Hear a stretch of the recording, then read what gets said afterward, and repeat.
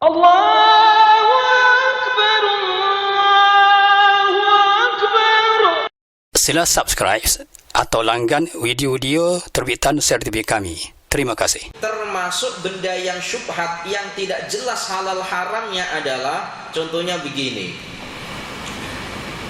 Apabila ada orang punya lembu, lembu ini lehernya diikat dengan menggunakan tali.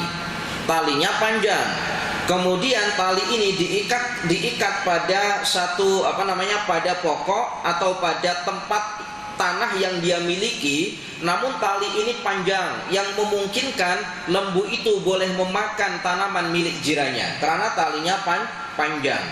Maka lembu yang demikian ini itu sudah dinamakan dengan syubhat. Bismillahirrahmanirrahim. Assalamualaikum warahmatullahi wabarakatuh. Alhamdulillahilladzi hadana bitta'ati wa jazarna an maksiyati wa ashhadu an la ilaha illallah iqraran biwahdaniyati wa ashhadu anna Muhammadan abduhu wa rasuluh, amma ba'du. Hadirin jamaah muslimin wal muslimat rahimakumullah. Alhamdulillah, puji syukur kita kehadirat Allah atas segala nikmat-nikmat yang telah diberikan kepada kita, sehingga dengan nikmat-nikmat itu Allah masih memberikan kesempatan kepada kita untuk hadir di dalam masjidnya yang tidak lain disolati, guna melaksanakan ibadah sholat yang tentunya kita kerjakan dengan cara berjamaah. Semoga masjid yang sekarang kita berada di dalamnya ini kelak di hadapan Allah akan bersaksi bahwa kita selama hidup di dunia termasuk golongan orang-orang yang soleh dan solehah. Allahumma amin ya rabbal alamin. Para jamaah yang dirahmati oleh Allah, Anil Hasan Al-Basri radhiyallahu anhu. Ada sebagian yang menyebut Hasan Al-Bisri, ada sebagian yang menyebut Hasan Al-Basri. Diriwayatkan daripada Hasan Al-Basri, ini bukan hadis tapi kalam asar. Diriwayatkan daripada Hasan Al-Basri radhiyallahu an, wa huwa min akabiri tabi'in. Jadi Hasan Al-Basri atau Hasan Al-Bisri yang seringkali kita dengar, kalimat Hasan Al-Basri atau Hasan Al-Bisri itu termasuk daripada min akabiri tabi'in, termasuk daripada golongan tabi'in. Jadi kalau diurut, yang pertama ada dinamakan dengan golongan para sahabat. Kemudian di bawahnya golongan sahabat itu ada dinamakan dengan golongan tabi'in. Kemudian di bawahnya lagi ada dinamakan dengan golongan tabi'unat tabi'in, dan seterusnya sampai sekarang. Siapakah yang dinamakan dengan sahabat? Sahabat adalah orang muslim atau orang yang beriman yang hidup pada zaman baginda Nabi dan dia pernah menjumpai secara langsung kepada baginda Nabi sallallahu alaihi wasallam, maka ini dinamakan seorang sahabat. Meskipun semisal orang itu tidak melihat, macam mana orang buta semisal, dulu ada orang semisal ada buta tak boleh melihat, tapi orang ini muslim, hidup pada zaman baginda Nabi dan dia pernah berkumpul atau bersama dengan baginda Nabi dalam satu ruangan semisal, maka ini juga dinamakan dengan siapa? Sahabat. Para jamaah yang dirahmati oleh Allah. Lalu siapakah tabi'in? Tabi'in adalah orang muslim yang hidup pada zaman sahabat. Jadi orang mukmin atau orang muslim yang hidup pada zaman sahabat dan dia masih menjumpai sahabat. Sahabat ini tadi orang yang pernah berjumpa dengan baginda Nabi sallallahu alaihi wasallam. Nah, ini yang selepas sahabat maka dinamakan dengan tabi'in. Nah, termasuk Hasan Al-Basri ini adalah min akabiri tabi'in, termasuk pembesar-besarnya tabi'in, orang yang dekat dengan para sahabat. Kata Hasan Al-Basri, man la adaba lahu ma'allahi wa ma'al khalqi la ilma lahu ayyu'tadu bihi. seseorang yang tidak mempunyai adab atau orang yang tidak mempunyai adab kepada siapa? Ma'allahi, adab kepada Allah, wa ma'al khalqi, dan adab kepada makhluknya Allah, la ilmalahu, maka la ilmalahu yu'tadu bihi, maka dianggap ia sebagai orang yang tidak ada ilmu. Orang yang tidak ada adab, tidak ada akhlak kepada Allah ataupun kepada makhluknya Allah, maka dianggap ia sebagai orang yang tak ada ilmu. Meskipun banyak ilmu yang ada dalam dirinya, tetapi dia tidak punya adab, maka tidak dianggap sebagai orang yang berilmu. Sampai-sampai ada satu kalimat, yang kalimat itu berbunyi begini para jamaah: man laisal adab, sesiapa yang tidak punya adab, fahuwa kadubab, maka dia bagikan lalat. Apa sini bahasanya? Lalat ya, lalat. Man laisal adab fahuwa kadubab, sesiapa yang tidak punya akhlak atau tidak punya adab, maka dia bagikan lalat. Maknanya macam mana kita tengok lalat itu? Bila nak hinggap dekat makanan kita, tak ada yang namanya permisi. Lalat nak masuk ke rumah kita, tak ada yang namanya permisi. Lalat nak hinggap dekat pipi kita, tak ada yang namanya ucap salam. Begitulah, maknanya tak ada adab. Man laisal adab fahuwa kadubab. Adapun posisi-posisi adab atau tingkatan adab itu dikatakan al adabu faqal ilmi, adab itu di atasnya ilmu. Kenapa? Sealim atau setinggi apapun orang yang punya ilmu, namun dia tidak punya adab tadi itu, maka tidak dianggap dia itu punya ilmu. Maka para jamaah yang dirahmati oleh Allah, para ulama memberikan nasihat kepada kita, orang itu semakin ilmunya tinggi itu umpama padi. Apa umpama padi? Jadi orang baru pertama kali belajar ilmu itu umpama padi yang baru ditanam, mudah goyah. Kalau terkena angin yang mudah mudah goyah ya, mudah miring kanan, mudah miring kiri. Itu baru-baru belajar ilmu. Kemudian ilmu 1 tahun 2 tahun dia belajar ilmu sudah sikit kuat. Padi umpama baru 1 bulan 2 bulan agak nampak kuat, kalau diterpa angin pun dia sudah tidak lagi goyang.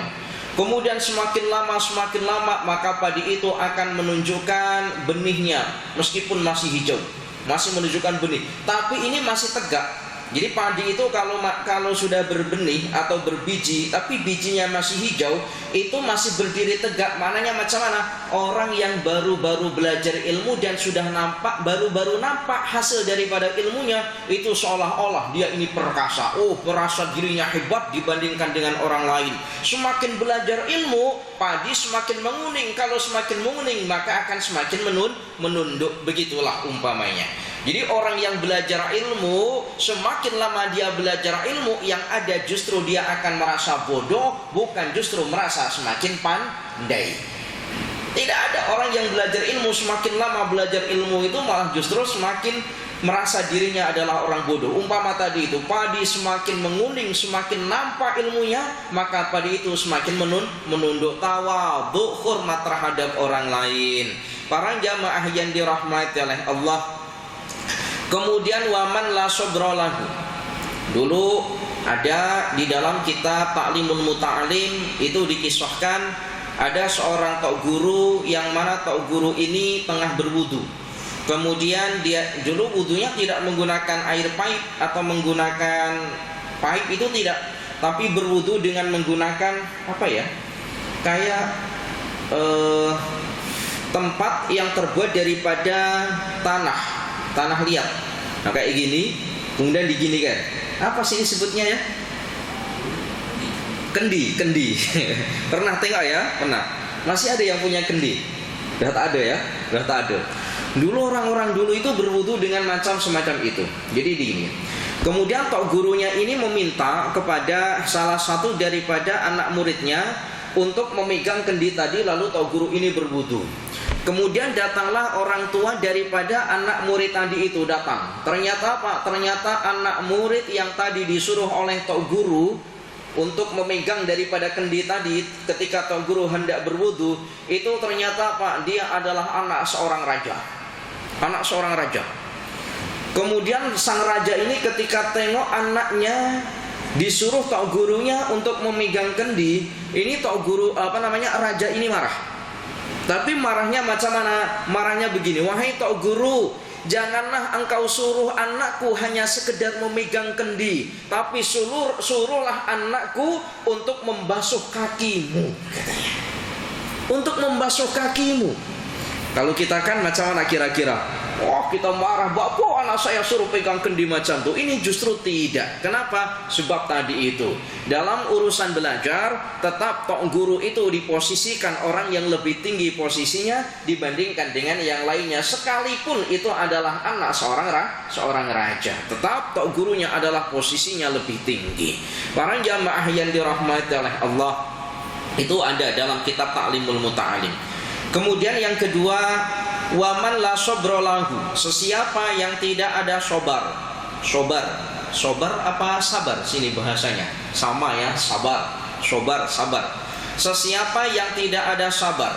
Sabar terhadap apa? Ala tahammulil balaya, sabar atas musibah, wa adzal khalqi, dan tidak ada sabar ketika disakiti oleh makhluk, wala wa ala masyaqqati istinabil ma'ashi, dan tidak ada sabar ketika payahnya menjauhi daripada perbuatan maksiat, wa ala adail faraidi, dan tidak ada sabar ketika mendatangi atau melaksanakan perkara-perkara yang fardu, maka dikatakan la dina lahu, maka dia tidak ada agama yang sempurna terhadap dirinya. Maknanya agama yang ada pada dirinya tidaklah dianggap sebagai agama yang sempurna. Bukan agamanya, tetapi dirinya dalam beragama tidak sempurna. Kenapa? Sebab dalam agama kita memang tujuan kita dalam beragama, kita menjauhi perkara-perkara yang oleh Allah larang dan melaksanakan perkara-perkara yang oleh Allah fardukan. Tapi kita tak sabar, maknanya tak sabar, tak nak melaksanakan demikian itu. Ketika Allah perintahkan kita dalam perkara wajib, tak sabar, tak nak. Suruh berpuasa, puasalah engkau bulan Ramadan. Ketika fajar sampai daripada nanti tenggelamnya matahari, imsak maknanya tahanlah makan dan minumlah, tahanlah makan dan minum. Ternyata kita tidak sabar, tak nak melakukan perkara tersebut. Ketika sudah dikumandangkan azan, bukti kalau sudah masuk waktu sholat, kita tak sabar, tak nak melaksanakan sholat karena kita ada kerja dan lain sebagainya. Ini dinamakan dengan orang yang tidak ada agama secara sempurna di dalam dirinya. Para jamaah yang dirahmati oleh Allah, sabar itu memang berat, karena yang berat-berat itu Allah sampaikan innallaha ma'as-sabirin. Allah bersama dengan golongan orang-orang yang sabar. Para jamaah yang dirahmati oleh Allah, kemudian waman la wara'alahu, sesiapa yang tidak ada sifat wara'. Wara' itu apa? Wara' itu adalah anil maharimi wasyubuhati, menjauhkan diri daripada perkara yang syubhat, terlebih menjauhkan diri daripada perkara yang haram. Perkara yang syubhat apa? Perkara yang syubhat adalah perkara yang belum jelas halal dan haramnya, namanya perkara syubhat. Jadi perkara yang belum jelas apakah ini halal, apakah ini haram, itu dinamakan dengan syubhat namanya. Para jamaah yang dirahmati oleh Allah, seperti apa perkara syubhat itu? Dalam hadis baginda Nabi Muhammad sallallahu alaihi wasallam memberikan contoh, termasuk benda yang syubhat yang tidak jelas halal haramnya adalah contohnya begini. Apabila ada orang punya lembu, lembu ini lehernya diikat dengan menggunakan tali. Talinya panjang.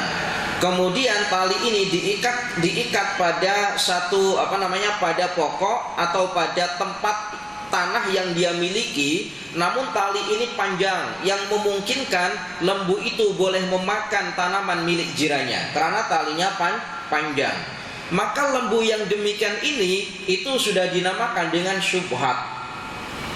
Kenapa? Kita tak tahu apakah lembu itu makan tanaman jirannya atau tidak, kita tak tahu. Tapi karena talinya yang panjang itu sangat memungkinkan, meskipun kita tidak tahu. Nah, ini namanya sudah dihukumi syubhat. Boleh paham ya ini ya? Jadi contohnya macam ini para jamaah, ini contoh. Contohnya semisal ini tanah, kita punya tanah. Kemudian kita punya lembu. Nah, lembu itu kita ikat di tengah-tengah tanah kita. Tapi lembu itu talinya itu panjang. talinya panjang yang memungkinkan lembu itu boleh keluar daripada tanah kita. Lembu yang demikian ini loh sudah dinamakan dengan syubhat dagingnya, tidak jelas halal dan haramnya. Kita tak tahu kan? Kalau tahu macam mana kalau lembu kita makan tanaman jiran kita? Kalau tahu ya malah justru hukumnya haram. Asbab tidak tahu itulah dinamakan dengan syubhat, tidak jelas halal dan haramnya. Ini hati-hati sekali. Para jamaah yang dirahmati oleh Allah, coba semisal kita itu tanam cili. Cili itu kurang lebih ya sekitar 2-3 bulan baru berbuah. Kemudian tengah-tengah berkembang atau tengah-tengah buah kecil-kecil, lalu ada lembu makan pokok cili kita. Kira-kira kita ridho ke tak kira-kira? Angkat tangan kalau yang ridho. Mau tak apa Ustadz? Wali kita. Kalau ada yang mengatakan tidak mengapa, berarti wali orang ini. Pasti kita tidak ridho. Para jamaah yang dirahmati oleh Allah, waman la wara'a lahu 'anil maharimi wasyubuhati, sesiapa yang tidak ada sifat wara' itu apa? Menjauhkan diri daripada perkara yang syubhat, terlebih perkara yang haram. La zulfalahu, maka dia tidak mempunyai derajat atau tidak mempunyai derajat atau pangkat. Aila martabata lahu 'indallahi wala qurbata lahu minallahi ta'ala, maka dia tidak mempunyai derajat atau pangkat di sisi Allah, dan dia juga tidak dekat kepada Allah Ta'ala. Sesiapa yang tidak punya sifat wara', maka dia tidak punya derajat di sisi Allah Ta'ala, dan dia tidak dekat kepada Allah Ta'ala. Para jamaah yang dirahmati oleh Allah, terkadang para jamaah yang dirahmati oleh Allah minta maaf sekali.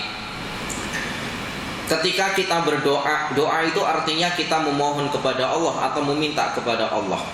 Ketika kita berdoa, tujuan doa kita supaya Allah mengabulkan apa yang kita mohon.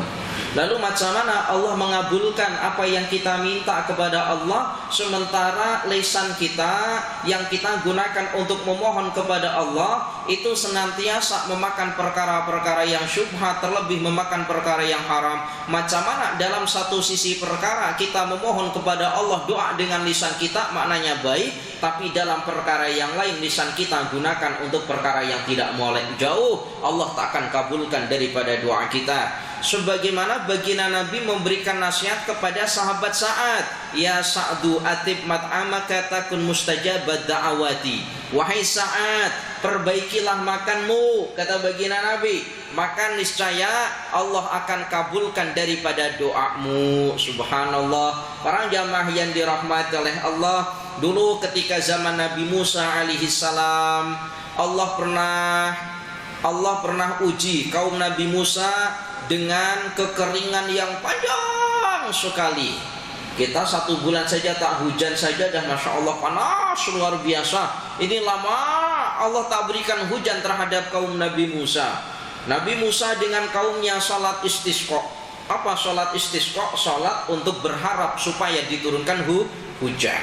Para jamaah yang dirahmati oleh Allah, jadi begini para jamaah, sebelum Ustadz bercerita ini. Jadi begini, ketika Allah turunkan sesuatu atau berikan sesuatu yang sesuatu itu menurut kita tidak molek atau tidak sesuai dengan kita, maka jangan terlalu mengeluh. Perhatikan ini, ketika Allah memberikan sesuatu kepada kita yang mana kita itu tidak sesuai dengan kita, maka jangan terlalu mengeluh. Kenapa? Mungkin di sisi yang lain ada orang yang justru berharap demikian. Saya kasih contoh begini. Ketika Allah tidak turunkan hujan kepada kita, umpamanya panas, jangan terlalu kita mengeluh, ya Allah kenapa engkau tidak turunkan hujan. Jangan terlalu mengeluh. Kenapa? Sebab mungkin ada orang yang justru orang itu berharap untuk tidak hujan. Kenapa? Oh mungkin tengah bina rumah, oh mungkin tengah bina jalan, maka berharap untuk tidak hujan. Boleh paham ya kalimat ini ya? Pun juga sama, ketika semisal Allah turunkan hujan, kemudian kita tengah dalam keadaan macam mana, lalu kita mengeluh, ya Allah kenapa hari ini kau berikan hujan lebat. Jangan terlalu mengeluh. Mungkin tidak baik untuk diri kita, tetapi mungkin baik untuk orang lain. Oh kita tak ada tanaman, mungkin ada orang yang tengah tanam padi, tanam jagung, yang dia berharap untuk hujan. Maknanya jangan terlalu mengeluh. Para jamaah yang dirahmati oleh Allah, Nabi Musa dengan kaumnya sholat istisqa karena lama tak diturunkan hujan. Sholat istisqa sekali Allah belum turunkan hujan, 2 kali juga belum turunkan hujan. Lalu datanglah malaikat Jibril kepada Nabi Musa. Wahai Musa, tahukah engkau kenapa Allah tidak turunkan hujan kepada engkau dan kepada umatmu, meskipun engkau dan umatmu sudah sholat istisqa? Kenapa wahai malaikat Jibril? Lalu malaikat Jibril mengatakan, wahai Nabi Musa, karena ada salah satu daripada umatmu, yang umatmu itu lesanya itu digunakan atau kebiasaannya mengumpat. Mengumpat itu apa? Membicarakan keburukan orang lain. Karena lisannya itu digunakan untuk membicarakan keburukan orang lain. Selagi orang itu belum bertaubat, maka selama itu Allah belum turunkan hujan kepada umatmu. Maka subhanallah tabarakallah. Maka kalau semisal kita sholat istisqa, sebelum sholat istisqa itu imam hendaklah memberitahukan kepada para jamaahnya untuk banyak-banyak beristighfar kepada Allah Ta'ala, untuk bertaubat. Para jamaah yang dirahmati oleh Allah, maka jaga lisan kita ini. Para jamaah yang dirahmati oleh Allah, wa man la wara'a lahu la zulfa lahu ay la martabata lahu indallahi wa la qurbata lahu minallah. Para jamaah yang dirahmati oleh Allah, wal maqalatur rabi'ah asyarata. Diriwayatkan anna rajulan min bani Israel. Dulu itu ya banyak orang, para nabi itu ya banyak, daripada golongan Bani Israel itu ya banyak. Tapi ya Bani Israel yang dulu, bukan Bani Israel yang sekarang. Yang sekarang kebanyakan orang siapa? Yahudi. Dulu ya banyak para nabi, orang soleh daripada kalangan Bani Israel. Nah kalau semisal kita dalam doa, semisal qunut nazilah, kita mengutuk orang Israel, ya kutuklah orang Israel yang ada pada zaman sekarang, bukan Israel yang pada zaman dahulu. Para jamaah yang dirahmati oleh Allah, ruwiya anna rajulan min bani Israel kharaja ila talabil ilmi fabalagha dzalika nabiyahum alaihi salam. Ada salah seorang daripada Bani Israel itu keluar mananya keluar negara atau keluar di tempat yang jauh, yang mana tujuannya adalah ila talabil ilmi, untuk mencari ilmu. Fabalagha dzalika nabiyahum, kemudian sampailah kepada berita ini kepada nabi mereka. Faba'atha ilaihi fatahu alaihi salam faqala alaihi salam lahu. Kemudian nabi mereka, nabi yang ada pada kalangan Bani Israel itu memberikan nasihat kepada laki-laki yang hendak belajar ilmu pada satu tempat yang jauh. Apa nasihatnya? Ini masya Allah luar biasa. Ya fata, wahai pemuda, ini a'idzuka bisalasi khisalin. Aku hendak memberikan nasihat 3 perkara, yang mana di dalam 3 perkara tersebut ilmul awwalina wal akhirina, ilmu orang-orang dahulu dan ilmunya nanti orang-orang di akhir zaman. Wahai pemuda yang hendak belajar ilmu di tempat yang jauh, sebelum engkau pergi aku nak memberikan nasihat kepada engkau. Ada 3 perkara, yang mana dengan 3 perkara, nasihat ini dengan 3 perkara. Mananya 3 nasihat atau 3 perkara, yang mana 3 perkara ini adalah ilmunya orang-orang dulu kala dan ilmunya orang-orang di akhir-akhir nanti. Apa saja itu nasihat itu? Yang pertama adalah, jadi ini ya nasihat kepada kita juga. Yang pertama adalah khafillaha fi sirri wal alaniyati. Wahai pemuda, takutlah engkau kepada Allah dalam keadaan sirri, dalam keadaan sembunyi-sembunyi, dan dalam keadaan terang-terangan. Nasihat yang pertama. Ini kita juga sama. Jangan sampai kita ini takut kepada Allah hanya ketika nampak oleh orang ramai, tetapi ketika kita berseorangan kita tidak ragu untuk melakukan maksiat tersebut. Maka yang demikian ini tidaklah dikatakan sebagai orang yang takwanya sempurna. Sebagaimana pada pertemuan beberapa minggu yang lalu pernah Ustaz jelaskan, salasun munjiatun, ada 3 perkara yang menyelamatkan daripada azab. Di antara 3 perkara yang menyelamatkan daripada azab adalah, ada 3 perkara yang mana 3 perkara itu menyelamatkan daripada azab. Salah satu daripada 3 perkara itu adalah fa khasyatullahi fi sirri wal alaniyati. Takut kita kepada Allah dalam keadaan sirri, sembunyi-sembunyi, ataupun dalam keadaan terang-terangan. Para jamaah yang dirahmati oleh Allah, kita ini kan kalau ditanya, ini karena tingkatan orang awam. Kita ini tingkatan orang awam. Semisal kita ditanya, Tuhan melaksanakan sholat? Iya, saya melaksanakan sholat. Kenapa melaksanakan sholat? Sebab Allah ancam orang yang tidak sholat, Allah ancam akan diazab atau disiksa. Dan sekarang pertanyaannya, iya betul kita sudah melaksanakan sholat. Apakah sholat kita itu ketika kita kerjakan di hadapan orang ramai itu sama ketika kita kerjakan? Kita sholat. Apakah sholat kita itu ketika kita kerjakan di hadapan orang ramai itu kualitinya sama apabila kita kerjakan berseorangan? Kira-kira kualitinya sama apa tidak? Di hadapan ramai orang mungkin kualiti sholat kita mulai selepas sholat masih zikir, selepas zikir masih sholat ba'diyah, selepas sholat ba'diyah masih baca Al-Quran. Ketika sholat kita di hadapan orang ramai atau sholat berjamaah. Tetapi ketika kita sholat secara syirik, secara sembunyi-sembunyi, maknanya berseorangan. Selepas sholat, assalamualaikum warahmatullah, assalamualaikum warahmatullah, terus bawa motor pergi di kedai kopi. Maknanya apa? Ternyata tidak sama. Dalam keadaan di hadapan orang ramai molek, tapi bila berseorangan tidak semolek ketika di hadapan orang ramai. Para jamaah yang dirahmati oleh Allah. Nah ini termasuk ya sama. Orang yang mengumpat itu kalau ada orang di hadapannya dia akan puji-puji kebaikannya. Tapi kalau orang itu sudah tidak ada, maka akan dibicarakan keburukannya. Ini maknanya apa? Maka yang demikian ini khosyah atau takwanya tidak sempurna. Karena tujuan agama mengajarkan kepada kita dalam keadaan macam manapun, ketika kita sudah katakan takut kita kepada Allah, taat kita kepada Allah dalam keadaan macam manapun, artinya dalam keadaan ramai ataupun berseorangan, tetap takwa kita kepada Allah Ta'ala. Para jamaah yang dirahmati oleh Allah,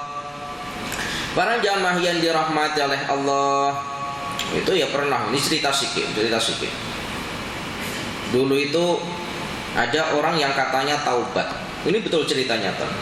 Ada orang yang minum minuman khamr, biasa minum minuman khamr. Sini sebutnya apa? Khamr ya. Khamr. Benda yang memabukkan itu. Arak ya, arak. Ada orang itu biasa minum arak. Arak itu bahasa Arabnya khamr. Ada orang biasa minum arak, lalu dia ini taubat, tak nak lagi minum arak.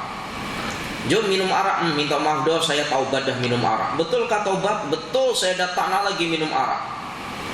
Tapi nanti saya belanja. Tak mengapa kalau kamu belanja. Maknanya apa? Maknanya taubatnya itu ketika tidak ada uang, ketika ada orang yang belanja, siap-siap saja untuk minum arak. Berarti ini khosyahnya ini tidak sempurna. Para jamaah yang dirahmati oleh Allah. Kemudian nasihat yang kedua yang disampaikan adalah wa amsik lisanaka 'anil khalqi la tadhkuruhum illa bi khairin. Wa amsik, dan jagalah lisanaka, lisanmu, 'anil khalqi, daripada makhluk, la tadhkuruhum illa bi khairin. Janganlah engkau berucap kecuali dengan perkara yang baik. Jagalah lisanmu, janganlah engkau berucap kecuali ucapan yang baik. Para jamaah yang dirahmati oleh Allah, maka hati-hati para jamaah. Kalau tadi Ustadz singgung sikit perihal tentang mengumpat, Imam Al-Ghazali atau membicarakan keburukan orang lain. Imam Al-Ghazali itu di dalam kitab Minhajul Abidin itu menjelaskan bahwa dosa itu terbagi menjadi 3. Yang pertama adalah dosa yang berhubungan dengan hakullah. Yang pertama adalah dosa yang berhubungan dengan hakullah. Dosa yang berhubungan dengan hakullah. Seperti apa dosa yang berhubungan dengan hakullah? Seperti halnya Allah itu punya hak kepada hambanya. Jadi kita ini Allah mempunyai hak kepada kita untuk apa? Untuk taat. Allah memerintahkan kepada kita untuk sholat umpamanya. Maka Allah mempunyai hak kepada kita untuk melaksanakan sholat. Itu maknanya hak Allah Ta'ala. Jadi yang pertama, dosa yang pertama kata Imam Al-Ghazali, dosa yang berhubungan dengan hakullah. Contohnya apa? Meninggalkan sholat umpamanya. Bagaimana cara mentaubati orang yang meninggalkan sholat? Maka dengan cara biqodaiha, mengkodoi sholatnya.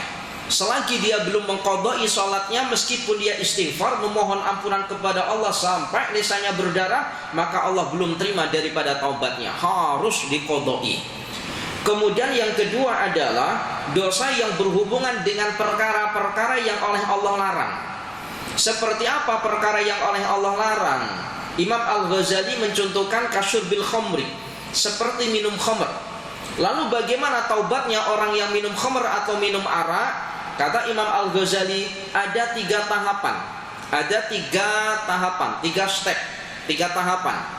Tahapan yang pertama, dia harus menyesal. Menyesal, apa bahasa menyesal ya? Ya Allah, aku menyesal ya Allah, bahwa dulu saya pernah minum khamr. Pertama harus menyesal dulu. Kemudian ketika selepas menyesal, maka tahapan yang kedua adalah berjanji untuk tidak mengulangi. Ini yang kedua. Ini harus ada tahapan. Kalau dia hanya berjanji tidak akan mengulangi perbuatannya, tetapi dia tidak menyesal atas apa yang telah dia minum pada minggu lepas, maka tidak dinamakan dengan taubat. Harus menyesal, kemudian berjanji untuk tidak mengulangi. Yang ketiga apa? Yang ketiga adalah mendekatkan diri kepada Allah bikasratil ibadati, dengan memperbanyak ibadah. 3 ini harus ada. Yang pertama tadi apa? Menyesal. Yang kedua adalah berjanji tidak akan mengulangi. Yang ketiga at-taqarrubu minallahi bikasratil ibadati, mendekatkan diri kepada Allah dengan cara memperbanyak ibadah.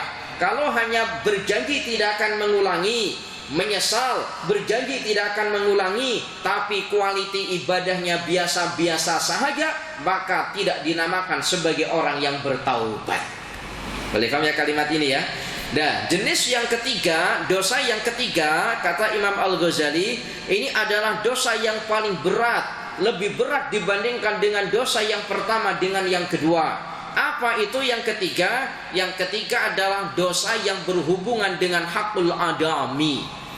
Berat bukan berat dosanya, bukan, tetapi berat cara mentaubatinya. Kalau tadi meninggalkan sholat, dosanya besar, memang dosanya besar. Itu sampai diterangkan, dosa orang yang meninggalkan sholat itu andaikan bumi ini ditimbang dengan dosa orang yang meninggalkan sholat, dosanya itu lebih berat dibandingkan dengan bumi dan seisinya. Tetapi cara mentaubati adalah biqodaiha, mengkodoi, mudahlah. Kemudian yang ketiga ini, dosa apa? Yang cara mentaubatinya lebih berat dibandingkan dengan dosa yang pertama atau dosa yang kedua. Yang ketiga apa? Dosa yang berhubungan dengan hakul adami. Dosa yang berhubungan manusia dengan manusia. Mungkin dosanya tidaklah seberat daripada meninggalkan sholat, tetapi cara mentaubatinya yang berat. Bagaimana cara mentaubatinya? Imam Al-Ghazali itu memberikan contoh kal-ghibah, membicarakan keburukan orang lain. Bagaimana mentaubatinya? Tidak cukup istighfar. Bagaimana? Harus meminta maaf secara langsung di hadapan orang yang pernah dia bicarakan keburukannya. Sanggup ke tak kira-kira kita? Datang, Tuan, minta maaf, ambo dulu pernah ucap memburuk-burukkan sifat Tuan di hadapan orang ramai. Ambo nak minta maaf. Berani ke tak kira-kira? Tak berani ya? Tak berani. Nah, kalau semisal orang ini nak minta maaf, tapi orangnya tak tahu duduk kat mana, atau mungkin orangnya sudah mati, macam mana cara mentaubatinya? Maka kata Imam Al-Ghazali, dengan cara memperbanyak sedekah atau sodakoh yang pahalanya kita berikan kepada orang yang pernah kita umpat. Banyak sedekah, ya Allah saya sedekah ini ya Allah, pahalanya saya tujukan kepada orang yang orang ini pernah saya bicarakan keburukannya ya Allah.